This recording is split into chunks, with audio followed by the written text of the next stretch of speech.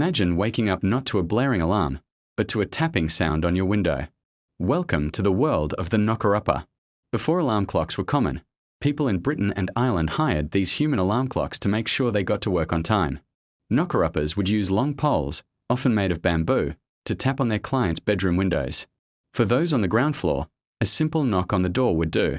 But here's the funny part. They wouldn't leave until they were sure you were awake. It was a real profession, often passed down through families. Can you imagine explaining that job today? It's a fascinating glimpse into a past where community and a simple tap played a huge role in daily life. What a way to start the day.